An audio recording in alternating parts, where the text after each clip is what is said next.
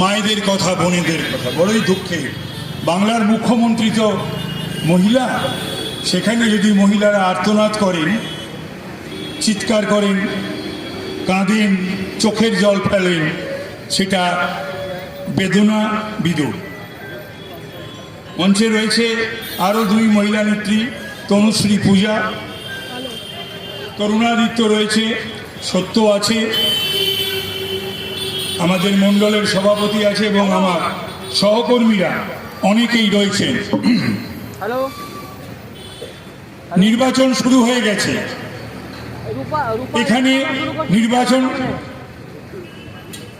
সপ্তম দফায়। আচ্ছা, এই সপ্তম দফার নির্বাচন তো হওয়ার কথা ছিল না 2011-র পরে। মমতা ব্যানার্জি ক্ষমতায় আসার পরে সপ্তম দফায় নির্বাচন হচ্ছে কেন, এই প্রশ্ন করছি। এখনো যারা তৃণমূল কংগ্রেসটা করছে